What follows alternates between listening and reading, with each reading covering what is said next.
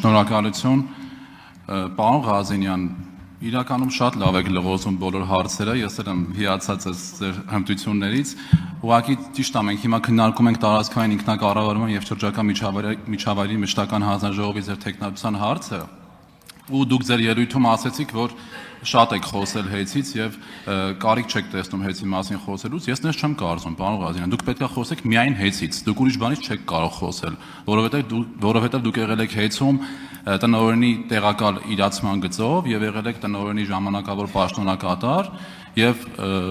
անցած նիստերից մեկում ես իմ ելույթում նշեցի մի քանի հարցի անդրադարձա դուք բացակայում եք եւ ես ես հարց ունեմ հուսով եմ այս մեկը չի ստացվի լղոզել, որովհետեւ Հեծի երկու մասնաճյուղերին է վերաբերվում սպասարկման կենտրոններին, որոնք որ եղել են ձեր քաղաքական թիմի ղեկավարի մոլերում, մասնավորապես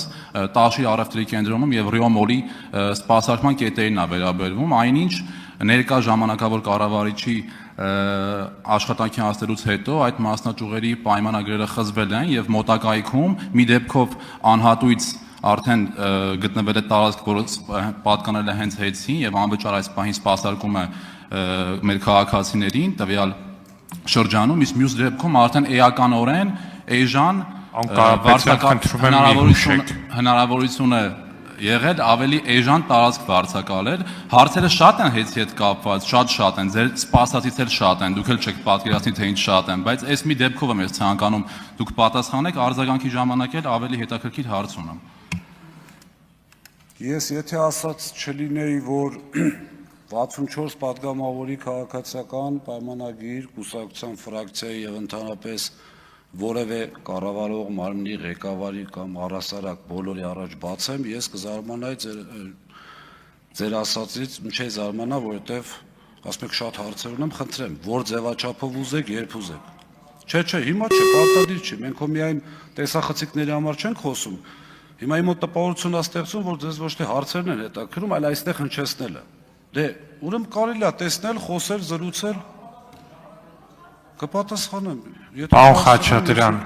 արձագանքողը ունի իր ժամանակը, կարող է տնօրինել ինչպես ուզում է։ Ցավոք սրտի չենք ճանաչում իրար, մի քիչ որ ճանաչեք կամ հետաքրքրվեք, կհավաստիանաք, որ ես երբեք ոչ մի բան չեմ լղոզում։ Դա առաջինը, երկրորդը։ Գիտեք, շատ հետաքրքիր հարց եք բարձրացնում եւ դա գնահատելու խնդիր է։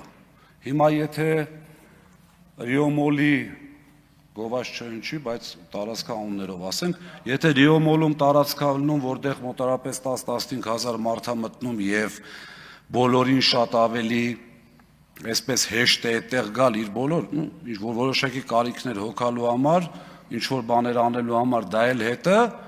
եւ դրանից երկու մեր արաբկիրի մասնաճյուղը, որը մենք այն ժամանակ ամենայն դեպս հազիվ ենք աշխատողներին տեղավորում։ Ես հիմա չեմ կարող ասել կառավարիչը ինչ արել։ Այսինքն,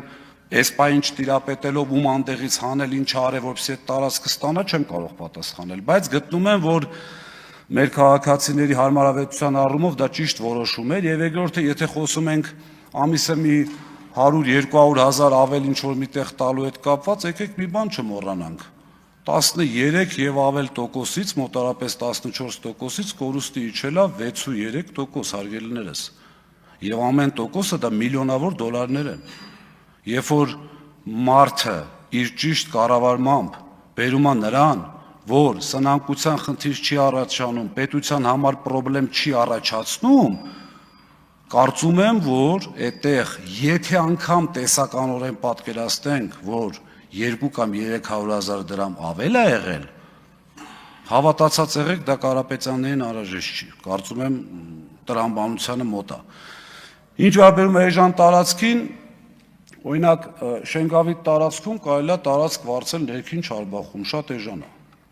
Կամ չգիտեմ, ինչ որ միտեղ Արաբկիրում, օրինակ Քանաքեռ գեսում,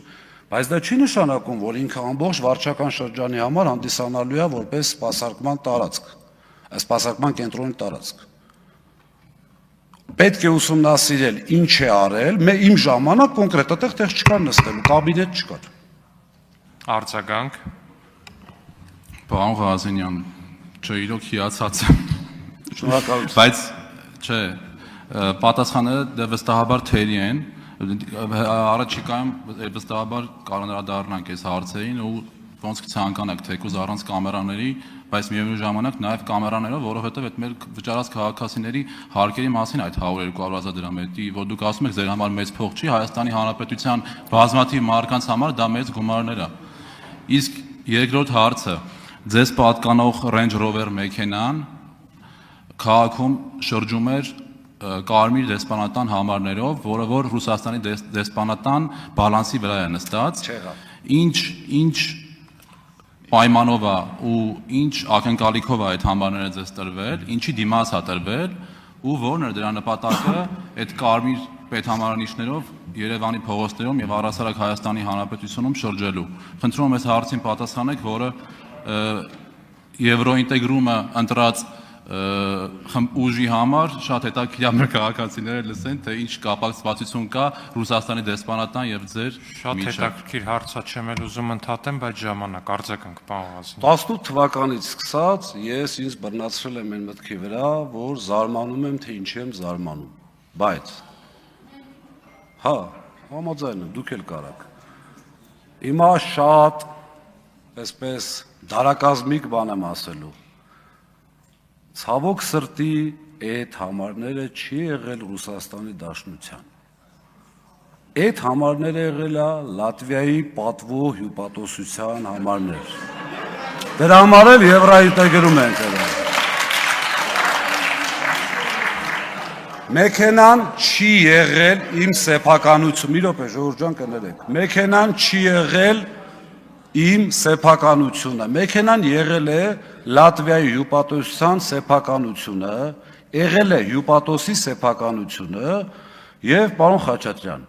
Հայաստանում, Երևանում, այդ թվում նաեւ մեր ֆրակցիայում ես եղել է դեպքեր, որ Սուքիասյան Հայկի մեքենան մի ամսով վերցրել եմ տարբեր պատճառներով։ Այդ մեքենան ես նախ չեմ վարել անընդհատ, եղել են դեպքեր չեմ շղթում, բայց մեքենան կարող եք ճշտել 40 տե Ինչ ժամանակ, հարգելի գործընկերներ։ Հարգելի գործընկերներ։ Նա կրկնի հարցը չեմ լսում, էլի շատ կարևոր է։ Հարցը ավարտվեց, ձեր պատասխանն էլ ավարտվեց։ Արդեն հուսակարչի վերջի տալի, չէ՞ պատասխանը։ Նորից կրկնում եմ, Ժորժ ջան, ներողություն, 15 վայրկյան շատ կարևոր է։ Ավարտեք։ Հյուպատոսը հանդիսանում է իմ ընկերը, քաշվավ այդ տղեն։ Իմ ընկերը իմ մեքենանը վերցրել, ես իրա դա իր հայտ եմ ասում, հիմա եթե մարդը իր հյուպատոսության սեփականության վրա գրանցված մեքենան, պրոստը չեմ հիշում 40 տե ինչ էր, էլի, որ ասեմ ստուգեք, տեստեք։ Շատ լավ, ավարտեք պարոն Հյուպատոսությունն է։ Բայց հարգելի գործընկերներ, այդպես մի զարմացեք, Սամվել Կարապետյանն էլ նաև Կիպրոսի քաղաքացի է, քեզ